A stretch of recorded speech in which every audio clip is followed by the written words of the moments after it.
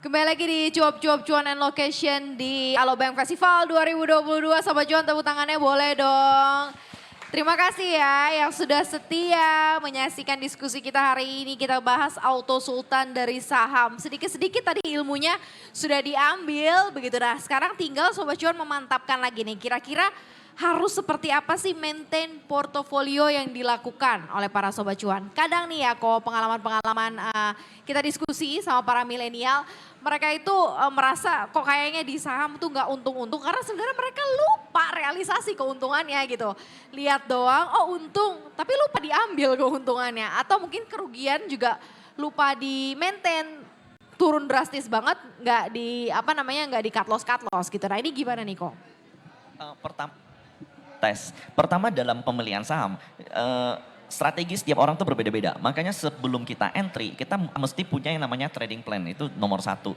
Yang kedua, ketika kita mengalami loss, kita harus yakin dulu sama perusahaannya. Kalau seandainya pergerakan loss ini hanya karena fluktuasi harga saham, tidak ada pengaruh terhadap fundamentalnya, so nothing to worry. It's just matter of time untuk dia bisa kembali lagi naik, seperti itu. Berapa persen sih sebenarnya ketika kita sudah punya alert harusnya, walaupun nggak ada teorinya gitu ya, misalnya berapa persen sih keuntungan yang harus diambil atau kerugian yang harus di cut loss, tapi biasanya yang jadi patokannya Ko Michael berapa nih? Misalnya oh gue harus realisasi, oh ini harus di cut loss gitu.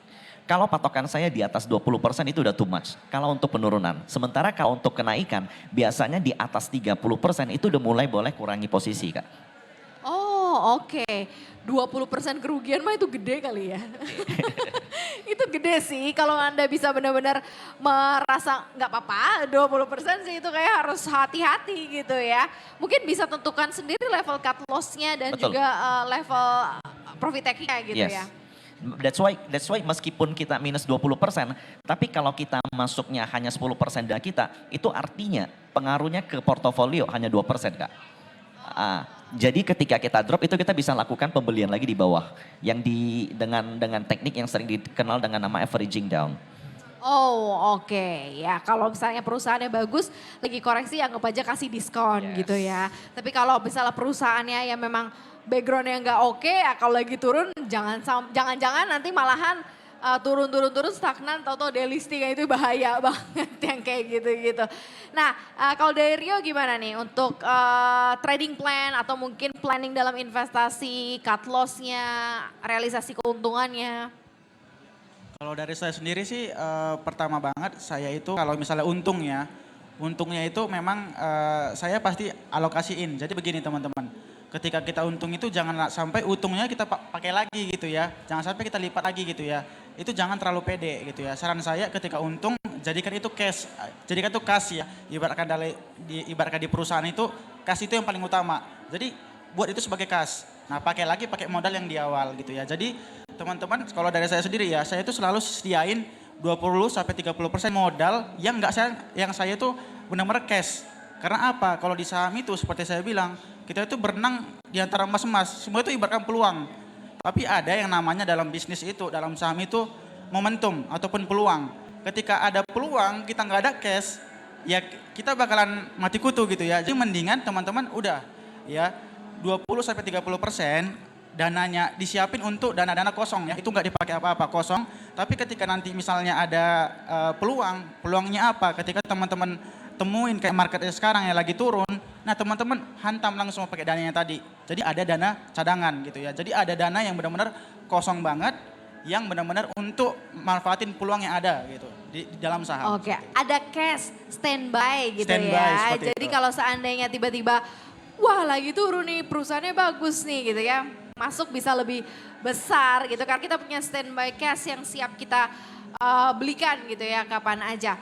Nah seperti apa sih korelasi antara kalau menurut dari Rio sendiri ya saham bagus perusahaannya pasti bagus atau mungkin saham yang kurang bagus perusahaannya pasti nggak bagus. Ada korelasi nggak sih? Soalnya kan kadang-kadang sebenarnya sahamnya sih bagus tapi ya perusahaannya kinerjanya nih stagnan gitu. Ini cukup mempengaruhi nggak? Jadi kalau menurut saya ya, kalau kita ngomongin fundamental itu ketika kita lihat fundamental yang menarik tapi harganya di situ-situ aja, itu wajar. Kenapa? Karena ketika harganya memang di situ aja karena memang masih belum ada peluang. Kalau kita ngomongin bisnis, kita ngomongin peluang. Misalnya seperti BBHI gitu ya. dia bisa maju karena adanya peluang digitalisasi. Jadi ketika ada peluang dia ambil gitu ya. Jadi teman-teman ketika melihat fundamentalnya bagus, lihat juga peluangnya. Misalnya nih ya, ada suatu perusahaan itu yang fundamentalnya bagus banget, tapi di kondisi sekarang nggak ada peluang yang bisa meningkatkan itu gitu ya. Jadi jangan gitu ya. Ada yang dia fundamentalnya jelek, misalnya rugi terus, tapi peluangnya gede. Misalnya nih ya, simpelnya lagi. Misalnya teman-teman lagi kondisi hujan nih ya. Teman-teman misalnya awalnya ya fundamental ataupun teman-teman punya perusahaan bakso nih ya, fundamentalnya bagus banget. Tapi fundamental perusahaan teman-teman perusahaan bakso ini ketika lagi misalnya lagi cerah kayak tadi ya hujan-hujan pasti nggak akan terlalu laku gitu ya.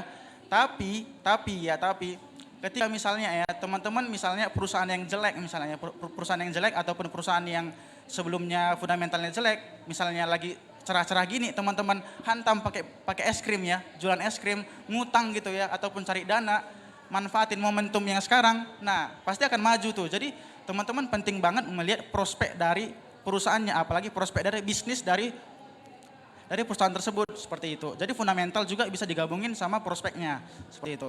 Oke, itu ya gambarannya. Ibaratnya nih panas-panas kan gak kepikiran makan bakso, kepikirannya makan es krim gitu. Pas hujan baru kepikiran bakso gitu. Makanya yang usaha bakso jadi boom gitu ya, saham-saham bakso langsung melejit gitu. Karena tiba-tiba ada demand di situ ya, ada permintaan. Begitu juga kayaknya di saham ya,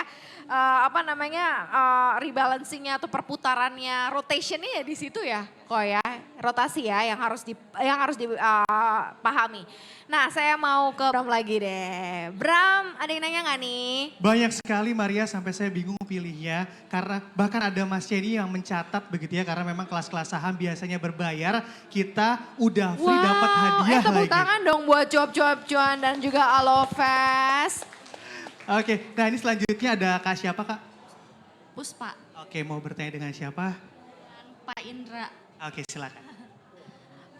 Pak Indra, saya mau bertanya kepada Bapak, bagaimana Alobank berkomitmen untuk memberikan exposure bagi para pemegang saham Alo? Terima kasih. Exposure bagi para pemegang saham. Terima kasih Kak Puspa. Silakan Pak Gitu Indra. Ya begini, yang jelas kita tentu akan terus bekerja keras ya untuk bisa mendeliver apa yang kemarin kalau kita sudah dengar apa yang visi dari Digital Bank Citicorp yang kemarin disampaikan oleh Pak CT kalau mengikuti kemarin ya. Jadi kan sebuah bank digital yang kemudian kelebihannya adalah memang connect dengan ekosistem selama ini ekosistem Citicorp dulu ya yang memang hadir di berbagai pelosok tanah air baik yang fisik maupun juga yang digital, nih ada juga yang media dan sebagainya yang sebuah ekosistem yang besar. Ini betul-betul bisa memudahkan ya karena ujungnya ini kan jurinya customer gitu. Nah ini benar-benar satu solusi yang nantinya betul-betul diterima oleh customer, memberikan kemudahan bagi customer begitu dalam berbagai pain point kehidupannya. Itu yang ingin kita hadirkan. Maka bagaimana ekosistem ini nanti bisa menjawab berbagai kebutuhan dari tadi bangun tidur sampai tidur lagi, dari lahir sampai meninggal. Itu yang kita harapkan ke depannya ya. Tapi inilah bagaimana journey ini akan dibawa begitu. Dan tentu ini suatu perjalanan yang saya rasa panjang ya. Karena ini kan adaptasi dari masyarakat juga harus bareng gitu ya. Nah ini kan journey yang akan kita terus kembangkan. Yang jelas adalah kita terus memberikan artinya mendeliver dari sisi impact yang bisa kita berikan ya, nasabahnya makin bertumbuh, ya tabungannya, kemudian pay laternya juga makin digunakan, kemudian juga transaksinya makin banyak. Itu yang kita harapkan dengan adanya network effect dari adanya ekosistem yang akan kita kembangkan. Ini yang akan terus kita usahakan semaksimal mungkin ya untuk mewujudkan visi besar ini begitu. Kira-kira seperti itu. Oke, itu exposure-nya gitu ya. Jadi karena perbankannya ada visi yang besar, jadi sahamnya pasti akan ngekor ke sana gitu ya. Jadi para pelaku pasar pemegang saham pun juga bisa ngelihat gitu bahwa visinya juga besar. Nah Pak Indra setelah launching, setelah lahir nih ya Alobank nih target-target apa sih yang akan dikejar gitu dari Alobank, target-targetnya, target pertumbuhan mungkin, kemudian juga apa sih ke depannya mungkin nanti bisa aksesnya ditambah bukan hanya untuk transfer atau mungkin top up atau mungkin nanti bisa belanja di situ. Ini kan udah investasi juga bisa di situ, ditambah lagi dengan yang lain gitu. Yang pasti membutuhkan performa daring yang luar biasa yang memang juga sudah disiapkan ekosistemnya sama Alobank. Ya, baik kalau di sisi layanan banknya, saya rasa ya mulai dari nyimpan ya, apakah lo dalam bentuk e-money, dalam bentuk e-wallet, dalam bentuk saving, kemudian dalam bentuk deposito, kemudian untuk juga namanya pay later ya, beli sekarang bayar nanti ya, itu pay later yang saya rasa juga akan kita bagian dari produk kita dan juga instant cash itu fitur-fitur yang ada di sisi produknya. Fiturnya ya top up, ya bayar, bill payment, dan lain sebagainya. Nah ini harus bisa mendukung berbagai ekosistem non-financial, termasuk yang financial yang disupport oleh adanya Alobank ini ya. Tadi, jadi kita misalnya dalam sistem retail, bagaimana kita mendukung ekosistemnya orang butuh kebutuhan grocery sehari-hari di environment Alobank ini sehingga bisa mendapatkan kalau butuh sayuran, butuh apa tinggal pesen melalui Alobank dia dibayar tentu dengan berbagai fasilitas finansial yang ada di Alobank, masuk ke berbagai kebutuhan lain untuk misalnya tadi food and beverage, travel dan sampai nanti untuk berbagai kebutuhan termasuk kesehatan, termasuk mungkin untuk belajar itu akan terus dikembangkan. Oleh karena itu memang Alobank ini adalah sebuah sistem terbuka untuk kolaborasi. Jadi pertama tentu dengan Citicorp dulu. Setelah itu dengan strategic partner yang lain. Berikutnya kan dengan Indomaret ya. Itu akan menjadi ekosistem itu menjadi juga ekosistem yang akan disupport oleh Alobank. Kemudian dengan Grab, dengan Bukalapak, dengan Traveloka. Terus kita akan kembangkan ekosistemnya. Sehingga makin banyak fitur-fitur manfaat-manfaat yang bisa ada di situ. Sehingga visinya tadi. Bagaimana Alobank ini bisa menjadi utilitas kehidupan gitu. Dari bangun tidur sampai tidur lagi, dari lahir sampai meninggal, kira-kira gitu sih. Itu perjalanan yang ingin dikembangkan. Iya, jadi kayak one for all for one ya Pak gitu. ya. One for all for one begitu. Alobank, kalau gitu nanti nggak perlu lagi aplikasi-aplikasi lain ya, satu aja gitu ya buat semua transaksi. Nah ini Alobank sudah hadir di sini dan juga hadir sebagai salah satu perbankan yang bank digital yang IPO yang juga ada di Bursa Efek Indonesia yang sahamnya juga bisa dipunya. Jadi aplikasi yang digunakan sahamnya juga bisa dimiliki untuk masa depan atau future. Nanti setelah ini saya minta tips nih masing-masing ya dari bapak-bapak, dari Ko Michael, dari Bro Rio juga nih ya untuk supaya bisa menuju sultan dari saham. Ya nggak ada yang auto sultan ternyata ya, semua harus pakai proses belajar. Tetap bersama kami di Cuap Cuap Cuan on Location di ajang Alobank Festival 2022.